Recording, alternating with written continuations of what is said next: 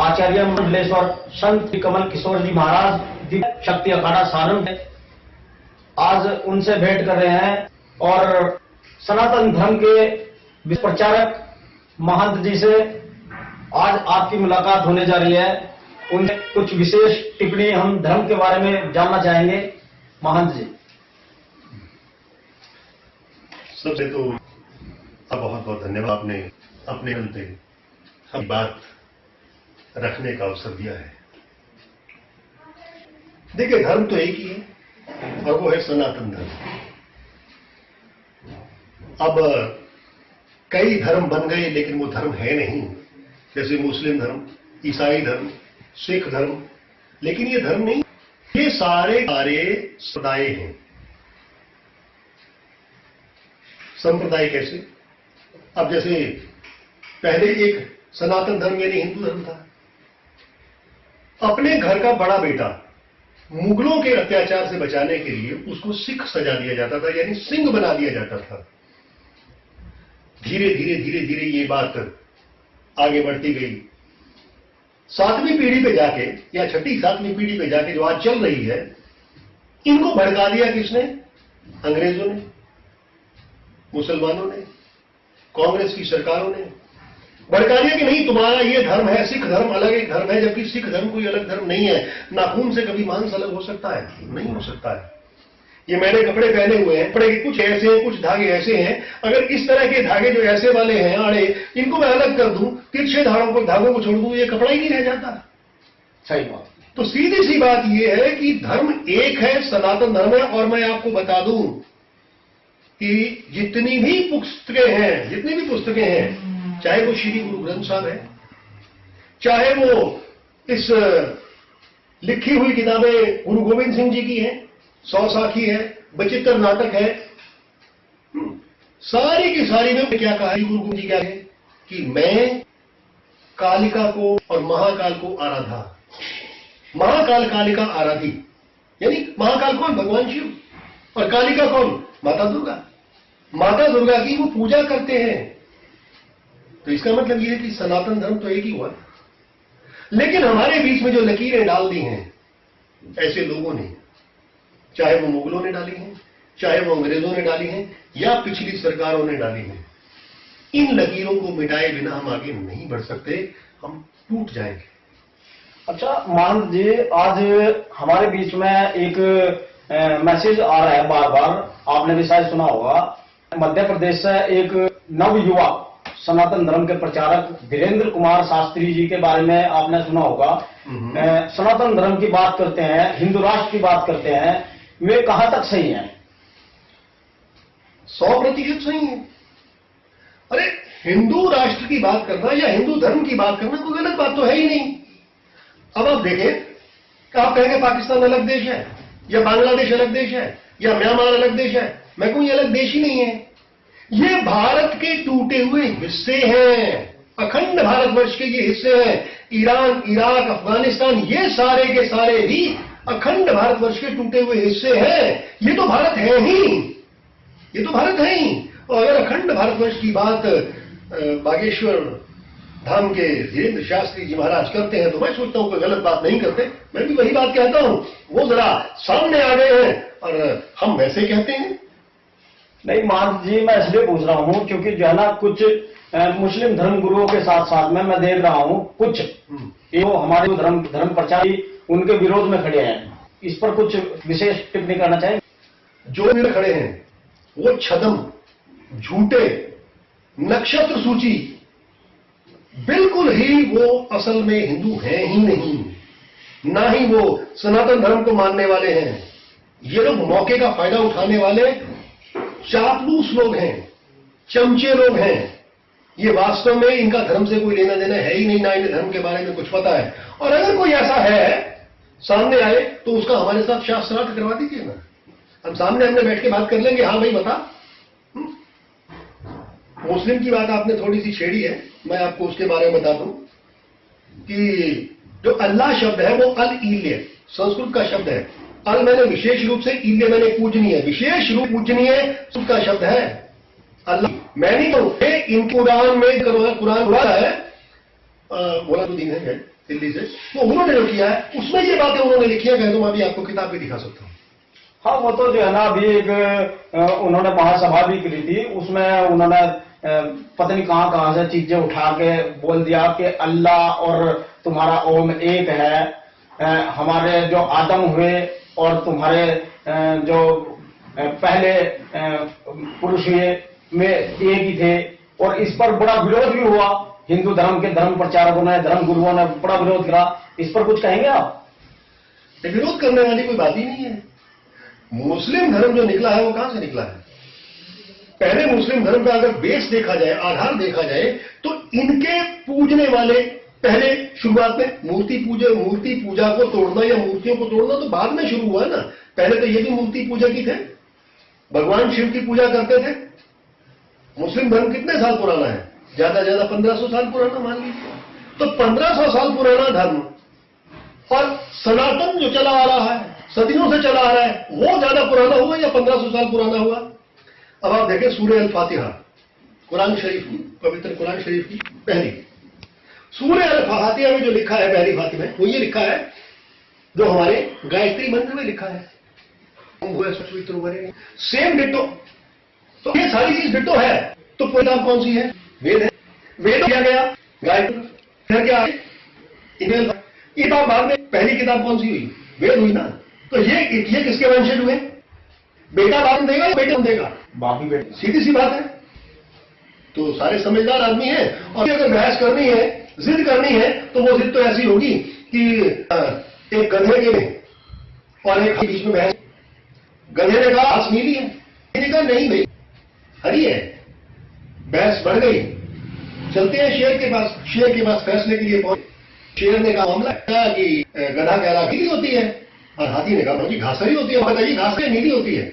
शेर ने कहा घास नीली होती है, गधा कह रहा। और हाथी को एक चाटा मारा और गधे को बोला भाग चल तू यहां से दफा हो जा। गधा तो चला गया। हाथी ने कहा महाराज आपने मुझे थप्पड़ मारा, घास तो हरी होती है ना? बोला हाँ घास हरी होती है, मुझे भी पता है घास हरी होती है, लेकिन अरे मूर्ख तू गधों के साथ बहस कर रहा है, तुझे हंसिया पड़ा है। तो ये सारे गधे हैं, ये सारे गधे हैं, गधों की बहस कर। अच्छा महंत जी, आजकल जो है ना एक ट्रेंड चल गया है हिंदू सनातन धर्म को तोड़ने के लिए। आप इस पर कुछ कहना चाहेंगे? जैसे कि मैं अक्सर देखता हूं ईसाइयत हुआ या मुस्लिम हुआ, ये जो है ना धर्म को तोड़ने के लिए पैसे का लालच भी देते हैं। नई यहां तक मैंने है नई बहन बेटियों को भी वो उनको विवाह के लिए वो प्रेरित करते हैं। तो इस पर कुछ कहेंगे? अपने सनातन धर्म के जो युवा सनातन धर्म को टूट कर एक दूसरी दिशा में धर्म परिवर्तन कर जा रहे हैं, उस पर कुछ विशेष टिप्पणी चाहेंगे? अति उत्तम प्रश्न। मैं आपको इसकी गहराई में लेके चलता हूं। आपको भी एक कानून बना हुआ है, वक्फ बोर्ड का कानून है वो, कि जहां पर इस समय हम बैठे हैं ना, आप भी बैठे हैं, या आपका जो घर है, अगर कोई भी मुस्लिम या मुस्लिम वक्फ बोर्ड ये कह दे कि ये मेरी जगह है, ये हमारी जगह, वक्फ बोर्ड की जगह है, तो आपकी वो जगह नहीं रह जाती, वो वक्फ बोर्ड की जगह हो जाती है। जब इस तरह के कानून लागू हो गए, वक्फ बोर्ड की जगह हुई, अब आप किसमें कोर्ट में अपील करोगे कि मेरी जगह वक्फ बोर्ड ने ले ली? आप कोर्ट में अपील नहीं कर सकते, क्योंकि ये कानून बना के चले गए पिछली सरकार, एक कांग्रेस की सरकार बना के चली गई। आप कोर्ट में अपील नहीं कर सकते। अपील कहां करेंगे? वक्फ बोर्ड में। वक्फ बोर्ड में कौन बैठे हैं? सारे मुसलमान बैठे हैं। तो वो अपने हक में फैसला देंगे या आपके हक में फैसला देंगे? अब देखिए हुआ क्या केरल में, बंगाल में क्या हुआ। इन्होंने जंगलों में, जंगल जो आदिवासी जो लोग रहते हैं ना, ये जो मजदूर लोग हैं, उनकी जगह को अपनी जगह घोषित कर दिया, ये वक्फ बोर्ड की जगह है।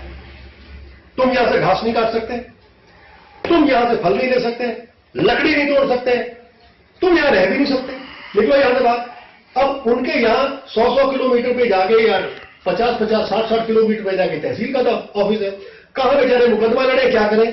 तो उनसे इन्होंने कहा कि अगर तुम्हें यहां रहना है, जगह तो ये वक्फ बोर्ड की हो गई, अगर तुम्हें यहां रहना है तो तुम धर्म परिवर्तन कर लो, मुसलमान बन जाओ, ईसाई बन जाओ। इस धंधे से इन्होंने मुसलमान और ईसाई धर्म परिवर्तन करवाया, जबरदस्ती से करवाया हुआ धर्म परिवर्तन। ये कौन से धर्म में लिखा है?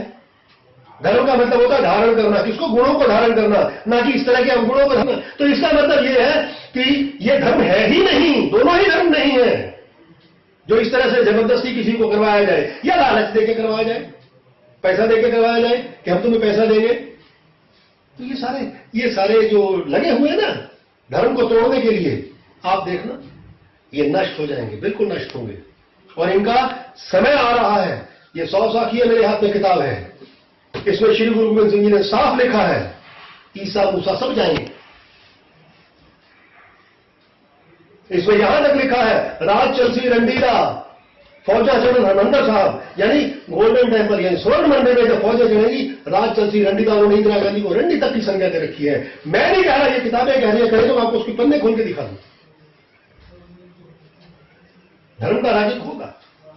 महंत जी, इसका मतलब तो सीधा सीधा यही है, जो बंदा धर्म से टूट गया यानी कि अधर्मी हो गया, वो मजबूरी रहकर कोई हुआ है, मजबूरी रहकर कोई हुआ है। अब देखिए कोई मतलब कि मेरी बेटी के या मेरे बेटे की कनपटी पे पिस्तौल लगा दे और मुझे कहे कि साइन कर, मुझे मैंने जमीन लिख दे, तो हो सकता है लिख के दे दूं। उस समय मुकाबला नहीं कर पा रहा मैं, मेरे हाथ बंधे हुए हैं, लिख दूं। तो वो मजबूरी में किया गया फैसला है। अब हमें उन मजबूर लोगों को वहां से बाहर निकालना है, तो हम संगठनों को इकट्ठा होना होगा, धार्मिक संगठनों को इकट्ठा होना होगा, हिंदू संगठनों को इकट्ठा होना होगा। ऐसे काम नहीं चलेगा। हाँ, लेकिन जो छदम आ गए हैं, जो झूठे संगठन बीच में आ गए हैं, इनको भी हमें चिन्हित करना होगा और ठोकना होगा अच्छे से। इनकी ठोक बजाई करनी होगी, तब जाके काम बनेगा। मान जी, बहुत बढ़िया मैसेज दिया आपने। जो फर्जी संगठन आजकल धर्म का प्रचार करने की बजाय इन्होंने जो है ना अपना एक नया व्यवसाय खड़ा कर दिया है धर्म के नाम पर। एक बहुत अच्छा मैसेज दिया है आपने। आरएमपी जो दर्शक हैं हमारे न्यूज के, और एक आखिरी सवाल मैं आपसे जानना चाहता हूं। आजकल जो है ना एक बड़ा ट्रेंड चल गया है लव जिहाद का।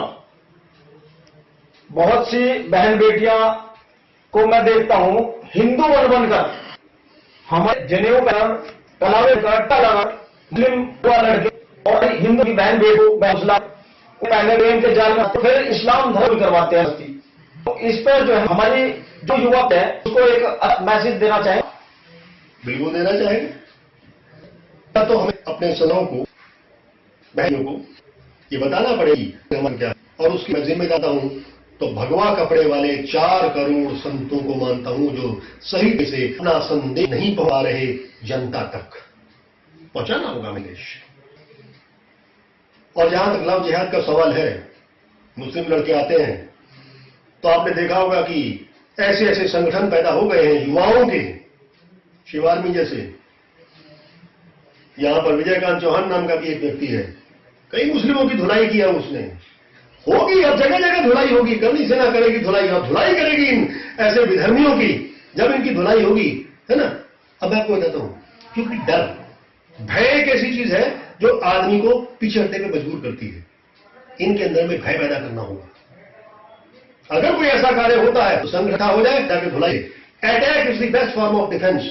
अब हम ये है, डिफेंसिव नहीं होना है कि हमें अपना बचाव करना है ना, बचाव नहीं करना है। अब अगर सामने वाला आता तो हमला कर देना है, घर में घुस के मारेंगे, जैसे मोदी जी ने पाकिस्तान में मारा था ना, तभी तो सुधरे वो लोग। इसी तरह से हमें भी अपने धर्म को बचाने के लिए अब ऑफेंसिव होना होगा, डिफेंसिव नहीं होना है, और अपने बच्चों के अंदर संस्कार पैदा करने होंगे कि हमारा धर्म सर्वश्रेष्ठ है। और सर्वश्रेष्ठता बताने के लिए समाज के ठेकेदार, धर्म के ठेकेदार, यानी कि ये भगवा कपड़े वाले 4 करोड़ लोग जो उज्जैन में बैठे हैं, हरिद्वार में बैठे हैं, यहां सहारनपुर में भी हम जैसे लोग बैठे हैं। अब हमें कथाओं में वो नाच गाना नहीं, रास गाना, रास लीलाएं कम करनी है। जी, एक बहुत ही अच्छा मैसेज दिया आपने अभी। हम अक्सर देखते हैं हमारे जो है ना कथाएं हैं, और जब हम कथाओं को देखते हैं उसके जो है ना बीच बीच में झांकियां आती हैं, तो मेरा जो है ना विशेष ध्यान उन पर जाता है। हम जो है ना धर्म का प्रचार ना करके उनकी जो है ना एक तरीके से नुमाइश के तरीके से उनको पेश करते हैं। क्या हमारे देवी देवता जो है ना इतने नीचे गिर गए कि हम जो है ना उन्हें नुमाइश के तौर पर जो है ना बहला फुसला कर अपने जो है ना कथा सुनने वाले के श्रोताओं को बुलाएंगे यहां पे? वो श्रोताओं से धन इकट्ठे करने का एक माध्यम है, बाकी कुछ भी नहीं। झांकियों से कोई ऐसा विशेष प्रभाव नहीं पड़ता है। ठीक है कि थोड़ी देर के लिए जिसे कहते हैं ना मनोरंजन, ये मनोरंजन के लिए झांकियां होती हैं। वास्तविक मनोरंजन तो ये है कि अब हमें अपने राष्ट्र को बचाना है। पहले धर्म बचाओ, तभी राष्ट्र बचेगा। और धर्म इस तरह से नहीं बचेगा, ना झांकियों से बचेगा, ना रासलीलाओं से बचेगा। धर्म तो यह है कि अगर हमारी तरफ कोई आंख उठाकर देखता है ना। आपने एक बात सुनी होगी कि गांधी जी ने कहा कि अगर आपके एक गाल पे कोई थप्पड़ मारे, दूसरा गाल भी कर दो। तो क्या हुआ, उसने दूसरे गाल पे भी थप्पड़ मार दिया। सामने वाले ने उठा के उसको पीट दिया। बोला भाई तुमने, गांधी जी ने तो कहा था कि दूसरा गाल आगे कर दो। उसने कहा ठीक है भाई, पहले गाल के लिए तो मैं दूसरा गाल आगे कर दिया। अब दूसरे गाल पे जब थप्पड़ पड़ गया तो गांधी जी ने इसके आगे तो लिखा ही नहीं। उसने, गांधी जी ने लिखा कि 2 गालों पे जब थप्पड़ हो जाएगा उसके बाद तो फिर मुझे करना, मैं ही निपटूंगा इनसे। तो भैया निपटना तो हमें अपने हाथ से पड़ेगा। अच्छा मान जी, बीच में जो है ना शिव आर्मी का नाम आया है, तो शिव आर्मी सनातन धर्म के लिए आपकी नजरों में कैसा काम कर रही है? बहुत अच्छा कार्य कर रही है। जहां तक मेरा ज्ञान है, मेरे संज्ञान में जो भी बातें आती हैं, शिव आर्मी बहुत अच्छा कार्य कर रही है। शिव आर्मी ने बहुत कार्य किए भी हैं, ये नहीं कि नहीं किए, कई किए हैं, और प्रदेशों में भी जाके किए हैं। हम तो चाहेंगे शिव आर्मी के जो युवा हैं वो सारे संगठित हों, शिव आर्मी आगे बढ़ती चली जाए, आगे बढ़ती चली जाए, तरक्की करे और धर्म की रक्षा करे। धन्यवाद महान जी, बहुत ही अच्छा आज मैसेज दिया आपने।